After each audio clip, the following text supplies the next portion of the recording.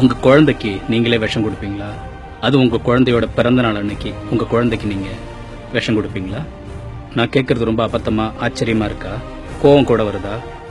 பிறந்த நாள் கேக்ல படம் போடுறோம். டோரா புஜ்ஜி படம், கார்ட்டூன் படம், டாம் அண்ட் ஜெரி படம், இல்லனா நமக்கு ரொம்ப பிடிச்சமானவங்களோட படத்தை போடுறோம். அந்த கலர்ஸ் என்ன மாதிரியான கெமிக்கல்ஸ்னு உங்களுக்கு தெரியுமா?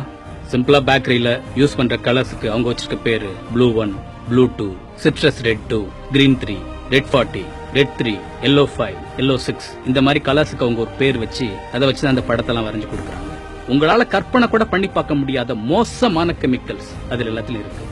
நம்ம குடலுக்கு இதெல்லாம் செரிக்கக்கூடிய தன்மையே கிடையாது. குடல்லையும் இருக்க முடியாம, குடல் விட்டு வெளியேற முடியாம குடல்லையே தங்கிடும். நாளடைவுல அது சேர்ந்து ஒரு கட்டியா மாறிடும். என்னைக்கோ ஒரு நாள் சாப்பிடுற கேக் தானு சொல்லிட்டு நினைக்காதீங்க.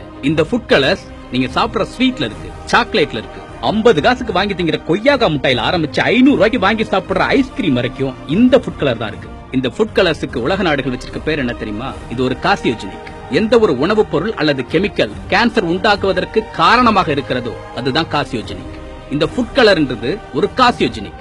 சிக்கன் 65, கோபி மஞ்சூரியன், பஜ்ஜி, போண்டான ஆரம்பிச்சு வீட்டுல செய்யற கேசரி வரைக்கும் நாம சேர்க்கிற ஃபுட் கலர் கேன்சரை உண்டு பண்ணக்கூடிய ஒரு மூலப்பொருள். இனி எந்த உணவுப் பொருள் எல்லாம் இயற்கைக்கு மாறான செயற்கையான கலரை பாக்குறீங்களோ அதை பார்க்கும் போதெல்லாம் அது ஒரு கேன்சரை உண்டாக்கக்கூடிய மூலப்பொருள்னு உங்க மனசுக்கு தோணும். அது ஸ்வீட் இல்ல, விஷம்ன்ற எண்ணம் உங்க மனசுல உண்டாகும். அதை வாங்கி கொடுத்தோம்னா நம்ம குழந்தைக்கு விஷத்தை வாயில ஊட்டி விடுற எண்ணம் உங்க அத்தனை பேருக்கு வரணும். கேன்சர்ன்றது ஒரு காலத்துல யாரோ கோடியில ஒருத்தருக்கு வரக்கூடிய நோயா இருந்துச்சு. ஆனா இன்னைக்கு மிக சாதாரணமான ஒரு நோயா ஆயிடுச்சுன்னா அதுக்கு இதெல்லாம் தான் முக்கியமான காரணம். நமது உண்மையான அன்புக்கு நம்ம சாயம் பூசி காட்டணும்ன்ற அவசியம் இல்ல. அன்புன்ற பேர்ல அவங்க வாயில விஷத்தை திணிக்கணும்ன்ற அவசியம் இல்ல. ஃபுட் கலர்ஸ் எதுல இருந்தாலும், அது கேக், சாக்லேட், கேசரின்னு எதுவா இருந்தாலும் இனிமே அதை சாப்பிட மாட்டேன்ற சபதத்தை நாம எடுத்துக்கணும். அது விஷம், அதை தூக்கி எறியணும். நாம சாப்பிடக்கூடாது. நம்ம அண்ணன், தம்பி, அக்கா, தங்கச்சி, உறவினர்கள், சொந்தக்காரங்க, ஃப்ரெண்ட்ஸுங்க யாரையும் சாப்பிட விட கூடாது.